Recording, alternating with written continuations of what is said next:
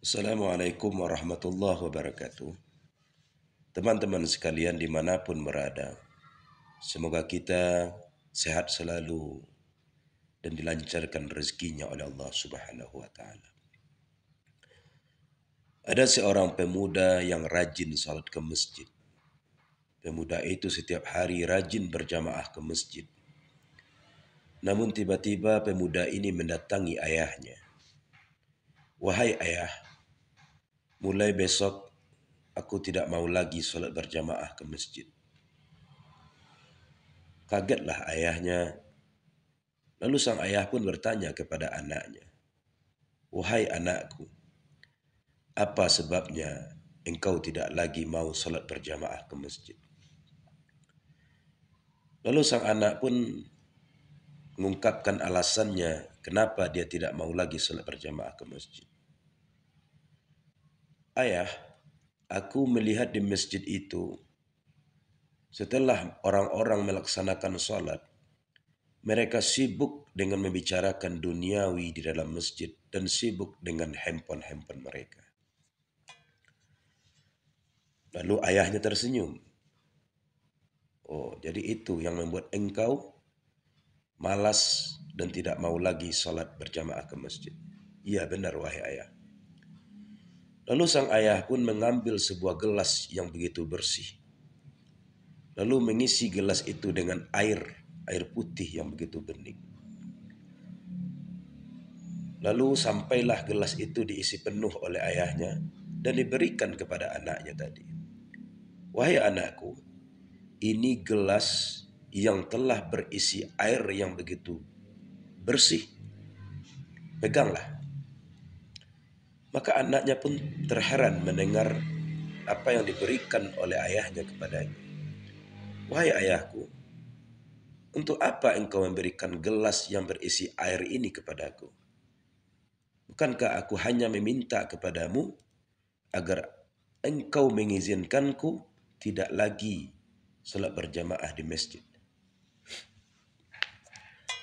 Maka sang ayah pun bicara kepada anaknya, "Wahai anakku, bawalah gelas ini ke masjid dan bawalah gelas ini dengan tanganmu dengan catatan engkau tidak boleh menumpahkan setitik air pun yang ada di dalam gelas ini. Jika engkau bisa tidak menumpahkannya, maka besok engkau aku izinkan tidak lagi salat berjamaah di masjid." "Oh, jadi ini syaratnya wahai ayah?" "Iya, betul." Maka pergilah anak ini ke masjid dengan membawa gelas yang telah diisi air oleh ayahnya. Maka berjalanlah anak ini mengelilingi masjid. Dia fokus kepada air yang ada di dalam gelas tadi.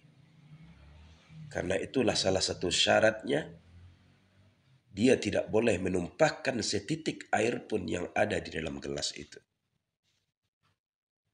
Maka karena kefokusannya, kehati-hatiannya, maka anak itu pun berhasil dan tidak sedikit pun menumpahkan air di dalam gelas tadi. Dengan bangganya dia datang kepada ayahnya di rumah. "Wahai ayahku yang tersayang, sesungguhnya ujian yang engkau berikan kepadaku, insya Allah aku tidak ada menumpahkan setitik air pun dari gelas yang engkau berikan kepadaku." Disinilah ayahnya tersenyum bahagia. Maka dipeluklah anaknya, "Wahai anakku, tahukah engkau kenapa aku memberikan gelas kepada dirimu dan di dalam gelas itu aku isi air putih yang begitu bersih dan suci?" "Aku tak tahu wahai ayah." "Apa ayah?" "Gelas itu adalah ibarat dirimu. Sedangkan air yang ada di dalam gelas itu adalah niatmu. Ketika engkau datang ke masjid, niatmu untuk beribadah kepada Allah, maka engkau tidak akan melihat kekurangan yang ada di dalam masjid itu. Tetapi kalau niatmu ke masjid untuk bukan mencari ridha Allah Subhanahu wa taala, maka engkau akan menemukan bukan akan menemukan yang jelek di dalam masjid itu. Jadi teman-teman sekalian, saya pun membaca kisah ini lama saya termenung. Sebenarnya di dalam diri kita ini ada segumpal daging. Dan segumpal daging itu menjadi raja di dalam tubuh kita. Jika segumpal daging itu kita arahkan ke hal-hal yang baik, maka kita pun akan menemukan yang baik. Tetapi kalau segumpal daging itu kita arahkan ke jalan yang buruk, maka dia pun akan terus berbuat buruk. Dia adalah hati kita. Maka dari kisah seorang ayah dan anak ini kita bisa belajar bahwasanya walaupun kita berada di sebuah masjid, kalau kita melihat kekurangan dari orang yang berada di dalamnya, maka kita tidak akan menemukan apa sebenarnya tujuan kita ke masjid itu. Kalau memang tujuan kita adalah untuk salat berjamaah, maka laksanakan saja salat berjamaah. Orang mau tidur di dalam masjid, orang mau baca Quran di dalam masjid, orang mau ini dan itu bukanlah urusan kita. Karena pada dasarnya, orang yang sibuk dengan aibnya sendiri, orang yang sibuk dengan ibadahnya sendiri, maka itulah orang yang terbaik di sisi Allah Subhanahu wa taala. Jadi teman-teman sekalian, pesan dari cerita ini adalah mengajarkan kepada kita bahwasanya ketika kita punya sakit jasmani di diri kita, kita akan bisa menyembunyikannya dari orang lain.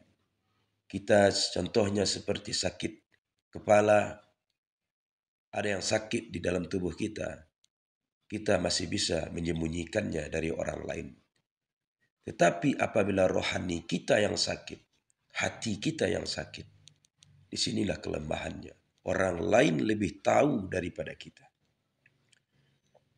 Mungkin bagi kita, kita tidak pelit, tapi orang lain akan tahu bahwasanya kita adalah seorang yang pelit. Itulah suatu contohnya. Jadi mudah-mudahan dari kisah ini, kisah seorang ayah dengan anaknya ini, kita mendapatkan pelajaran yang berharga dan kita diajarkan oleh Rasulullah SAW tetap berbaik sangka kepada siapapun. Rasulullah SAW adalah contoh buat kita. Beliau sangat mencintai umatnya, beliau sangat menghormati orang-orang walaupun orang-orang itu tidak seakidah dengan beliau. InsyaAllah di kesempatan yang lain saya akan menceritakan bagaimana Rasulullah SAW sangat menghormati orang tua yang beragama Yahudi dan Rasulullah sangat memaafkan orang yang meludahi beliau waktu beliau melaksanakan salat subuh.